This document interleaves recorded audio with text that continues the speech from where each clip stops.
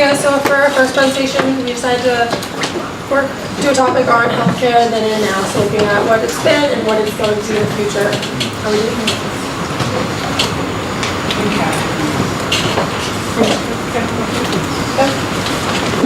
Hi, I'm Gwen, and I'm going to be starting us off on a bit of a background on healthcare.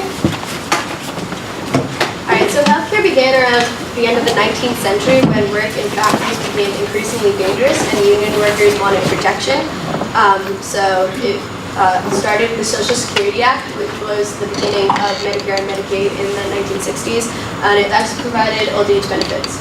Theodore Roosevelt, proprietor of healthcare, said that no country could be strong whose people were sick and poor. So Medicare, Medicaid, and private insurance. Medicaid is health coverage for those with low incomes. This includes Children's Health Insurance Program, which provides health insurance to those whose families are above the necessary income level, but the children still need health insurance, and also the Basic Health Program, which provides insurance for those who fluctuate in between poverty lines. So Medicaid provides medically necessary services. This includes hospital visits, lab services, x-rays, and some similar things to that. On the other hand, we have Medicare. This is paid for by two treasury funds by the U.S. Health Department. This is more long-term care. This includes hospitalization, medical insurance, and participants can also buy supplemental insurance and prescription drug coverage. So Medicaid and Medicare are both government-funded insurance agencies. On the other hand, we have private insurance. This is usually through an employer or other company, and it's usually more expensive, so people need the income to be able to pay for their private insurance. So in the 1960s, the national health expenditure started being calculated. This is pretty much the cost of healthcare in our nation. So in the 1960s, it was about 5% of total GDP, and by 2016, by end of 2017, healthcare has been about 18% of total GDP, and it's also expected to rise in the next couple of years at about 5.5% each year until 2026, up to about $5.7 trillion. So recently, healthcare has been changing a lot. We'll start back in Obama's presidency in 2009 to 2017. So in March 2010, Obama and his administration passed the Patient Protection and Affordable Care Act, nicknamed Obamacare. This had three goals. It wanted to expand Medicaid with affordable health insurance and also support innovative medical care. One big thing they did was enforce the individual mandate, which is a tax penalty for those who do not buy insurance. This is a way to promote those who are younger and healthier to buy insurance to offset the higher premiums for those who are sicker. They also got rid of allowing insurance agencies to deny those with pre-existing health conditions. Before Obamacare, about 1 in 7 people were denied because of their pre-existing injuries.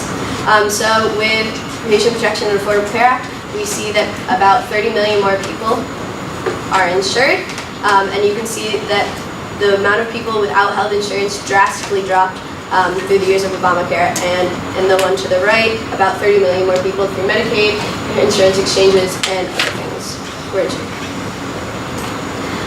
So currently, with Trump, we are seeing that he wants to repeal and replace the Affordable Care Act, as you probably all know already. So far, he has successfully gotten rid of the individual mandate, which means he got rid of the tax penalty on people that do not have insurance. We found that about 20 million people so far have left the insurance industry because of that, so premiums are going up. They're seen a lot of opposition from Democrats and even some Republicans. And as well as that, there are also work requirements on Medicaid, so if you are an able-bodied person, you must have a working job to reap the benefits of Medicaid.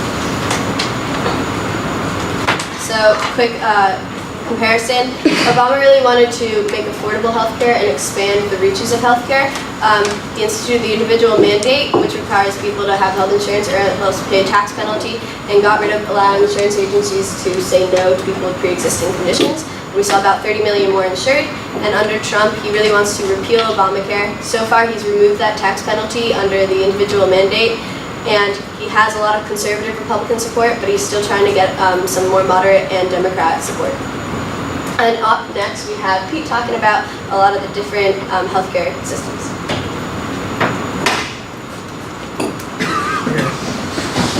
So I'm going to talk about the current state of healthcare and different healthcare systems around the world. And to start off, there's 4 basic models that countries use. The first model is the Beveridge model, and the Beveridge model is created by William Beveridge, a UK social reformer. This healthcare system is provided by the government, and it's financed through tax payments. So something like your public library or police force will be the same way how the healthcare is provided. And 5 of the top 16 countries using this model are New Zealand, Sweden, and Hong Kong. The Bismarck model is kind of the opposite of the Beveridge. It was created by Otto von Bismarck, the chancellor, and he created a system where it's mainly provided through privatized insurance. And 8 of the top 16 countries that use this model are Germany, France, Belgium, Netherlands. And the way this system works is that usually it's a lot more expensive in these countries, but it results in getting a higher quality of healthcare. That's why you see 8 of the top 16 countries ranked by Business Insider use this model. The next one is the National Health Insurance model. This is a combination of both the Bismarck and Beveridge model, where it's kind of evened out between both private and public systems. But it's usually funded through the government, and the government is a single payer, so the government can negotiate down prices so that the privatized insurance is usually really cheap. So in places like in Canada and Qatar, you can get healthcare for extremely cheap in these countries. The out-of-pocket model is a model where there's really no coverage by the government, and privatized insurance is usually extremely expensive. Only really well-established and developed countries can afford to establish a sort of set healthcare system. And in these countries, millions of people go without seeing a doctor their whole life, or if they need to see a doctor, they have to scrape together whatever they have or kind of trade to pay off their medical bills. So which of these systems usually work around the world? Before I start comparing some countries, I just want to go over some reference points. The average life expectancy around the world is 71.5 years, and the average healthcare spending by Organization for Economic Cooperation and Development countries are $3,628 per capita. This is a map of the world showing how the World Health Organization rated each country's healthcare system. So you can see it's just a general trend. In many parts of South America, Africa, and parts of Asia, a lot of these countries have like a lower grade of health because they haven't had a set system, or they're too disorganized to organize a system. But in places like North America and Europe, they have the highest grades of the entire world. Alright, so a great example of a country with a great system is Singapore. Their life expectancy is 83 years, which ranks 3rd worldwide, and their healthcare expenditure is just a little bit above the worldwide average at $4,470 per capita. And they rank 6th worldwide in the WHO rankings, World Health Organization. And the reason why their system works so well is because they have a letter system. So when you go to the doctor, you can get either A coverage, which is the best coverage you can get, and then C coverage, which is kind of, it's a lower tier, but you're putting like a health ward. But the benefit of getting a C coverage is that the government pays 80% of your medical bill. So that's a great incentive to go see the doctor when you need to. An example of a country that doesn't have a really great healthcare system is Mexico. Their life expectancy is just above the worldwide average at 76 years, but their health expenditure is the lowest among all Organization for Economic Cooperative Development countries. And a lot of people depend on the government to provide health insurance for them, because a lot of people they can't put away much of their savings towards buying privatized insurance, because privatized insurance in these countries is really expensive. And if they can't afford privatized insurance, it's usually just basic coverage, and it'd be the same coverage they would have got if they just went with the government anyway. So healthcare spending by country. This is a graph showing each country's percentage of GDP of how much their expenditures are on healthcare. And on the right, you'll see life expectancy, which is the gray bar. So ideally what you want here is a high gray bar with a low blue bar. And you can see the US, their blue bar is a lot higher than their gray bar. So our GDP, healthcare expenditure is around 17.7% right now. But you can see all the way on the left, right, Turkey, they spent like less than 5% of their GDP on healthcare. And they're achieving the same life expectancy as the US. And it's really just showing the inefficiency of the US healthcare system. Higher health sector prices explain much of the difference between the US and other high-spending countries. The United States is also fragmented and overly complex with a large number of uninsured individuals than is common among developed countries. Quoted by Francesco Colombo, he's the head of the Health Division at the Organization for Economic and Cooperative Development Countries. This is a graph showing the top 5 spenders on healthcare per capita around the world. You can see the US is spending around $8,713, which is like just $2,000 more than Switzerland, and we're nowhere close to where the Switzerland healthcare system is right now. This is another graph showing historically just how much the US has spent as a percentage of their GDP on healthcare. We're spending more public dollars than any other country except for 2 in all of the OECD, and a lot of that is just because we haven't had a set healthcare system or committed to a system that's been working for a long time. So to pass on the future of healthcare, I'm going to pass it to Kat.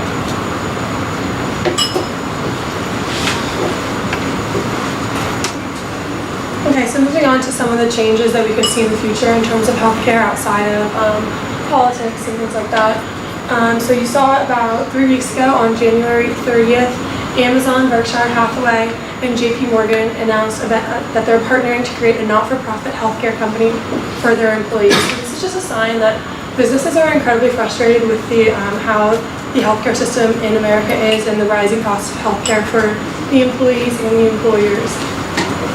And these 3 companies are very well positioned to make change, and they'll be able to employ technology to provide cheaper care than conventional insurers for their employees, and they have about 1.2 million employees.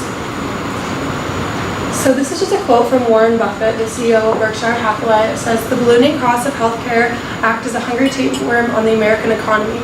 Our group does not come to this problem with answers, but we also do not accept it as inevitable." So this is just an example of how frustrated businesses are. So as Pete was showing, like the cost of healthcare in America is much higher than other countries, and these companies think that they can combat that. So some of the goals for these companies are that wages are competitive, but good people are scarce. So this could be a way to combat the best employee, to attract the best employees, to get these employees to come to these 3 companies. It's also a counterpoint to America's transition to gig economy.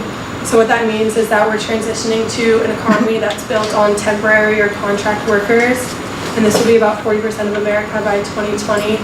And having this healthcare, and what that means is that you have to go find healthcare for yourself. Whereas with this potential plan, this would give employees like a reason to come to this job. So if they have that healthcare in place, that would be another reason to join this company. And then finally, this would keep people healthy in the first place. So you spend 40 plus hours a week at your job, and their job has a huge influence on your social and your lifestyle. And healthcare really only determines a small percentage of health outcomes. It only determines 10 to 20% of health outcomes, whereas the largest impact on your health is your lifestyle. So whether or not you smoke, your weight, if you're stressed, your nutrition, blood pressure, alcohol, and drug use, those all have a much larger impact on your health than healthcare. And if these companies are able to provide gyms, fitness centers, healthier food, and just an overall environment of health, that could be one way to keep costs lower. So then when this was announced, the stock dropped for the competition very severely. So you can see here, this is January 30th when the partnership was announced. And since then, 4 of the major healthcare and insurance companies, CVS, United Health, Cigna, and Walgreens, have all dropped. So you can see just the general decline since this partnership was announced. So it'll be interesting to see what happens for these companies in the future as Amazon, Berkshire Hathaway, and JP Morgan come out with more plans on what they're doing. So then moving on from that, we can also see an increase in data in the future, and this could help lower costs and make healthcare more affordable overall. So as there is a larger flow of information, there will be better and faster diagnosis, and this will improve availability for all patients. One example is the management of complex diseases. So as we've seen in the last few years, you can essentially have a doctor in your pocket with your smartphone. You can have applications that track your health. They track how many steps you walk. They have diabetes apps that can track your glucose levels. So there are a lot of different options for ways to track your health yourself rather than having to pay for a doctor. And then also data is just incredibly efficient, so it'll be much easier to share health information. So one quote that I found very interesting is that many of the 250,000 deaths in America attributable to medical error each year can be traced to poorly coordinated care. So this just means that your doctor, your hospital isn't getting the information, in some cases isn't getting information as fast as they could. So they're not getting all the facts so that they can provide you with the best care. And as the use of data increases and the availability, this number will hopefully drop. So another example of a technology company trying to use data in healthcare is Apple. So they created a new application called Health Records that allows users to view, manage, and share their medical records. So this is all on your phone. This is like the first time that this has been done on such a wide scale. So this gives you full control of your health information, so you don't have to access a ton of different papers, call your doctor, get information from them. This will allow you to have all of your information right in your pocket and allow richer conversations between doctor and patient. And as of now, a dozen hospitals have signed up, so these hospitals will be able to instantly share information and always have that accessible for you. And one thing that this differs from the Amazon, Berkshire Hathaway, JP Morgan deal is that only has as of right now, it's only going to reach 1.2 million people, but this has the potential to reach billions of people. Anyone who has an iPhone will be able to use this. Some of the potential drawbacks of this is it's really only beneficial if you use it. So if you have the app and never use it, it's not going to be helpful. And then regulators such as the government might also demand oversight. So they want to keep us safe, they want to protect our information, but this could just add to the cost of making this accessible. And then the final drawback is greater transparency may encourage some to not take out health insurance. And then the flip side of that, it might make it harder for some to find coverage. So if you're sick, it might make it harder for you to get the coverage that you need. And then just to finish it off, we have a few discussion questions.